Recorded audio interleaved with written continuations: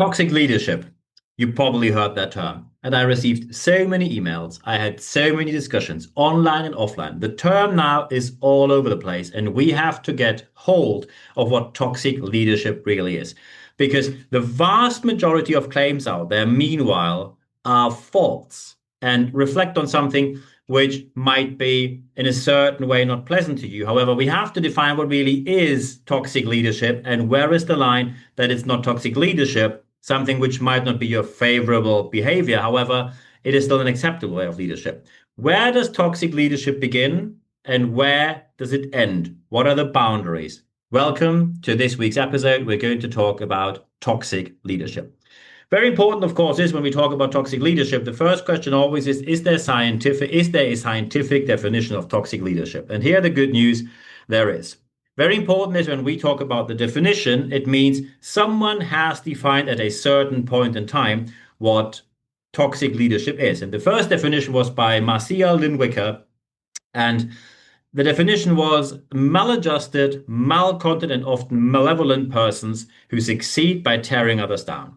So it's a very interpersonal aspect here. We see that this is about certain people who succeed in tearing others down. However, today, in the newest definition by John Lipman-Blumen, you will find a more behavioral approach and also a way more detailed definition. So let's look into that here.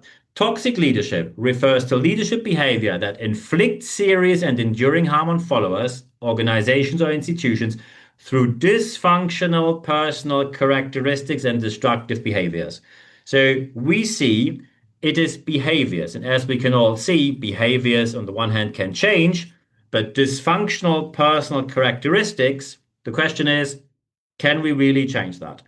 The main issue right now is that at the moment, because there is toxic leadership out there, there's no question there is a massive amount of toxic leadership out there. However, the discussion at the moment gets kidnapped by people who use the term in a wildly wrong way. So let's say you have an application. Let's say someone says, look, Mrs. Schubert, look, Mr. Miller, when everything gets a bit stressful, I'm getting pretty loud and I can be shouty at you. It's nothing personal. This is just how I am, Let's just take this statement. Someone gives that statement to you. And often people say, look, just last week, my leader approached me and said, I didn't meet the goals. And that was really unpleasant. It's really unpleasant. Didn't make me feel comfortable. That's toxic leadership. I didn't feel comfortable, so it's toxic leadership. Hint, this is not toxic leadership. We have a massive amount of malattribution out there. Just because you personally consider something unpleasant does not mean that something really is toxic leadership. We distinguish between toxic leadership and tough leadership. Tough leadership means you have high standards, a direct way of communicating, you hold people accountable. When they achieve something, there is usually a bonus in there, and when they don't, there's the opposite, a malus in there, and you will face negative consequences. When someone says, look, you should do 50 phone calls a day in this call center, and you only had 42. We had 1, 2, 3 talks with you. We had 1, 2, 3 promises from you. We gave you help in 1, 2, 3, 4, 5, 6, 8, 12 cases, and you didn't change in the slightest. We are now thinking about letting you go or firing you. That is not toxic leadership just because you consider it personally unpleasant. Here are the bad news, if you want to call it bad news. If you think that the workplace always has to appease to being the most pleasant place on earth, in a perfect world, that probably could happen, but in reality, it does not. Just because sometimes it feels a bit stressful, sometimes it feels a bit not so nice, that does not mean it is toxic leadership. Be aware of that, because it is crucially important to know that not everything that you do not like is automatically toxic leadership. So when we get to toxic leadership, because now we have to see the reality here. The reality is this is deeply rooted in personalities. As soon as you have people who say things like, oh, back in those days, we wouldn't even hire those people. I mean, look at this person. He's working at a bank now. Do you know where this person comes from? People from these cities, from these part of town, wouldn't even get through the door back in the days. So someone is humiliating someone based on where they come from, who they are, who they were born as, and suddenly says, you are not worth to be here. That's the definition of toxic leadership behavior. That's one part of it. When people say, you are not worth anything as a human being, you're a loser in life, that is toxic behavior. When people tell you, look, we agreed on your sales goals, you had to get in £500,000 and you got in £350,000, and it's the third year in a row where you do not meet your sales goals, despite all the talks we had, all the help we gave you, and all the promises you made, we now have to talk about consequences. That's not toxic leadership just because it feels personally unpleasant to you. The toxicity of something is defined by reasoning. When someone can give you reasoning, doesn't yell or shout at you, or crosses any personal line towards you of inadequate or even indecent behavior, then we do not talk about toxic leadership.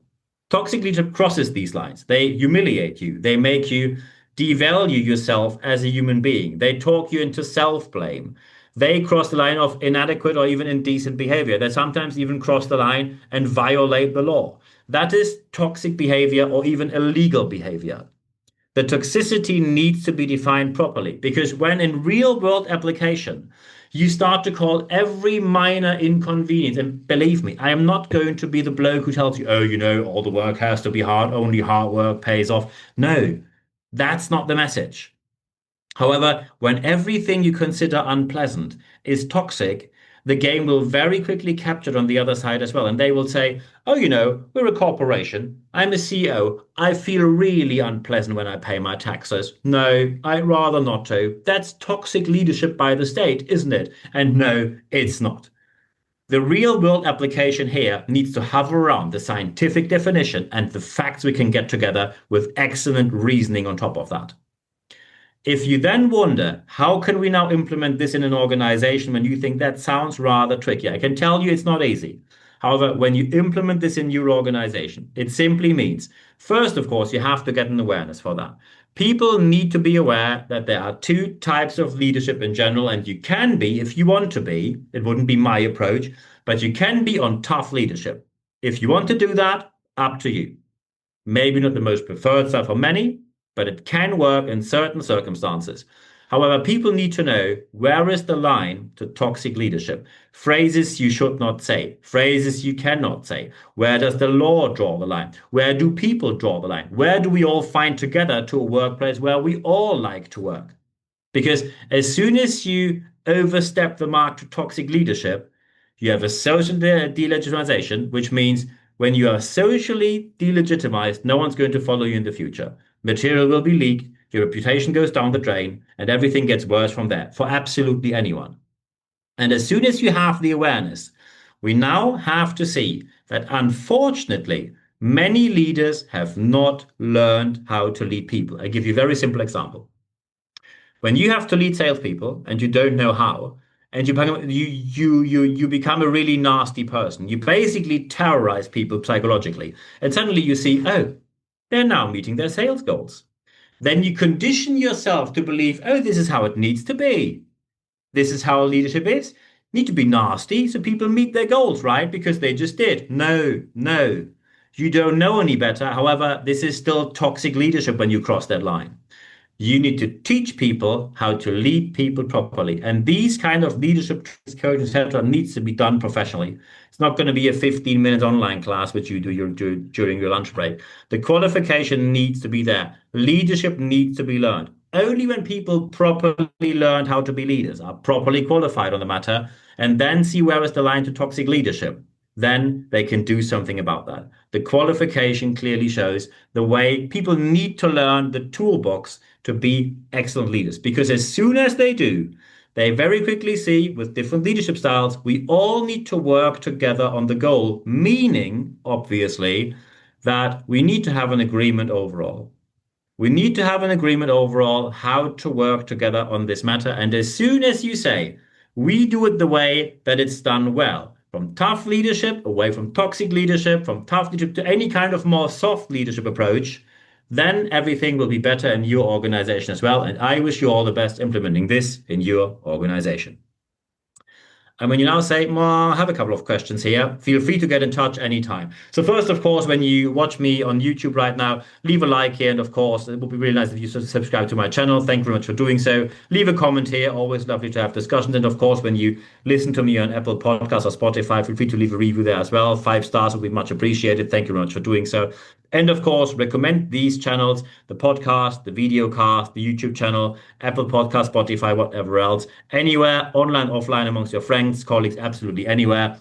An additional aspect which we have only on YouTube are the YouTube Shorts. I gave you the promise at the beginning of the year. I will have one leadership tip online every single day of the year. We're doing very well with that. So far, we're having 1, 2, 3, 4 tips per day. So it really pays off to not only subscribe to my YouTube channel, but also put the little bell in there so you get the tiny information, tiny notification either on your smartphone or on your computer when something new is up. You can, of course, also follow me. Apple Podcasts and Spotify is the way to go. When you now say, hey, we really need someone in this area, we need a trainer, speaker, coach, consultant, mentor, project or interim manager, feel free to get in touch, nb-networks.biz. I'm looking forward to seeing you on my website, or just text me an email directly, nb@nb-networks.com. Write me some lines, write me an email. If you just want to have some questions, let's just chat. If you want to have a suggestion for a new topic, send me an email. If you want to do a booking, send me an email as well. We're open for absolutely everything.